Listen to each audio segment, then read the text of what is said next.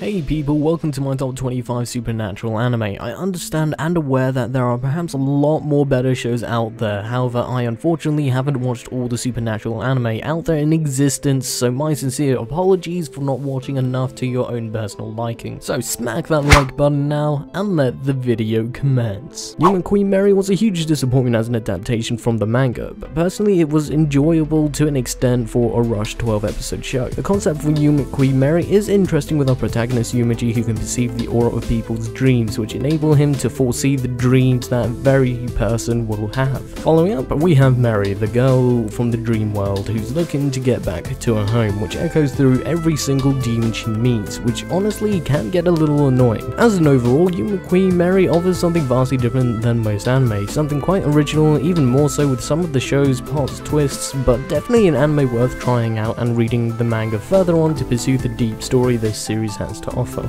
I do not know where to begin with Shakugan no Shana, as this anime was one of the first that I had seen many years back, so please pardon me for any mistakes I make whilst discussing the show. The show is all about our lolly redhead girl Shana, hence the title. She is a flame haze, so what they do is they go around slaying monsters from another world, and then there are torches, which is where our main guy Yuji comes in, as his soul, like any other torch, is a substitute of his existence, which has been already devoured. However, the unique twist with Yuji is that he is a special torch called the Mistis, which has some mysterious special item in his soul. Shakugan no Shana is quite the tricky anime for me to suggest, as the first season was mediocre, and the second season slightly improving, and then the final season confusing the hell out of me, as the anime skipped numerous amounts of arcs that clearly were left to you, the viewer, to chase up on through the manga to understand what the hell goes on in season 3. Kagami Bachi was one of those innocent anime that I took pleasure in watching, as the fantasy adventure had blended so well with the story as a whole. The story is about Lag Seeing, a delivery boy that delivers letters in a world where we have giant, ugly CGI animated insects lurking around outside the main cities. Hence why these delivery boys, aka letter bees, are the only ones that can actually deliver these letters to the recipient. Anyway, the story starts with Lag Seeing as a very young toddler who was being delivered to this village by his role model slash hero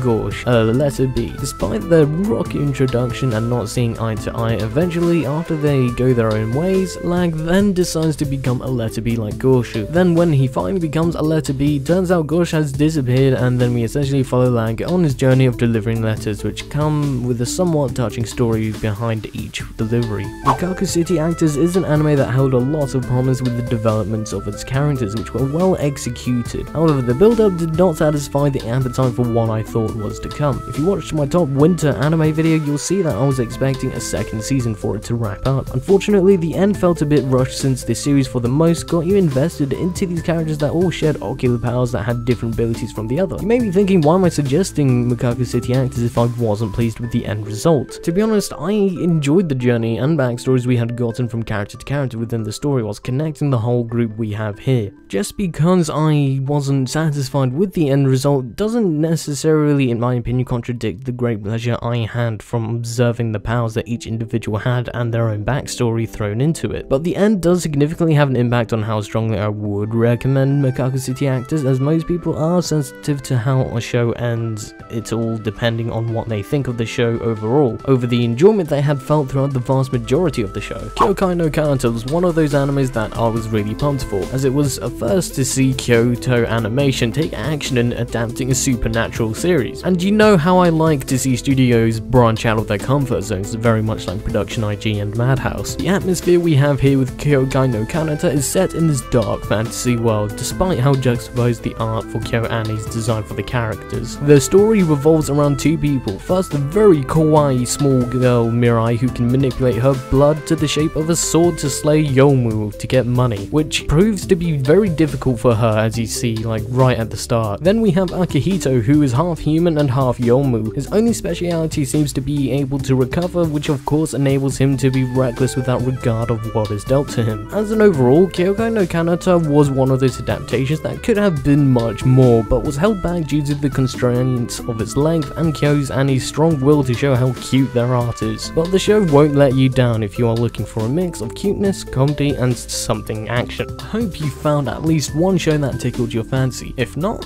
let me know down below some of your favorite supernatural anime, and heck, even I will consider checking out your suggestions. Please slap on that like button before you depart, and here are the rest of the parts to my top supernatural anime.